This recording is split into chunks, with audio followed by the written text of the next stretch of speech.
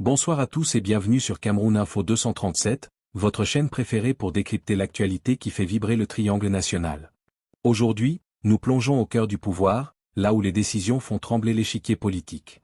Le titre fait la une, décision, Ferdinand Ngo face à un cas urgent, la population retient son souffle.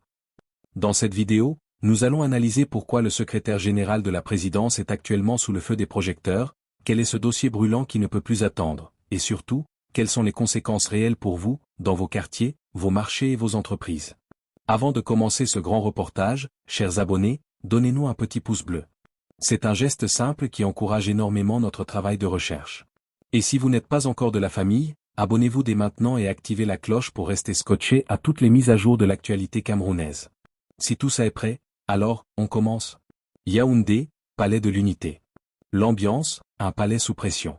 À Yaoundé, l'air est lourd, non pas seulement à cause de la saison, mais par l'imminence d'une décision qui pourrait changer le quotidien de millions de Camerounais.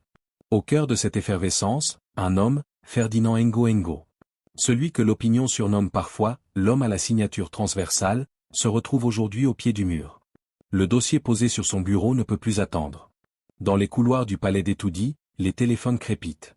L'enjeu ? Une crise qui touche directement le panier de la ménagère et la stabilité sociale du pays. Le décryptage, pourquoi la population retient son souffle ? L'expression n'est pas galvaudée.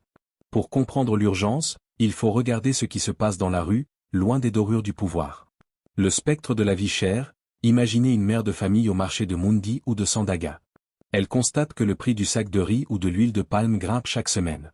Chaque décision signée à la présidence a un impact direct sur le prix de son repas du soir. L'énergie et l'eau, dans les quartiers comme Logbesu à Douala ou Damas à Yaoundé, les délestages et les coupures d'eau ne sont plus de simples désagréments, ce sont des freins à l'économie. Les petits ateliers de soudure s'arrêtent, les poissons pourrissent dans les congélateurs des call boxeuses. L'attente d'un arbitrage, Ferdinand Ngo, agissant souvent, sur hautes instructions du chef de l'État, doit trancher.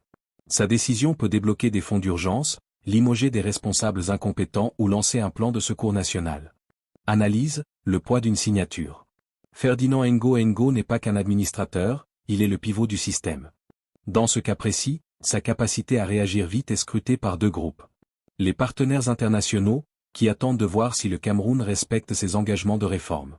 La rue camerounaise, qui, lassée par les promesses, attend des actes concrets. Le souffle retenu symbolise cette fragilité sociale, une étincelle peut tout changer.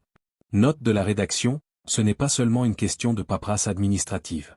C'est une course contre la montre pour éviter une grogne sociale généralisée. Quand le SGPR prend la parole ou signe un décret, c'est tout l'appareil de l'État qui se met en branle, ou qui s'arrête. Les exemples concrets de la vie actuelle. Pour bien comprendre l'urgence, prenons l'exemple de Jean, taximan à Douala.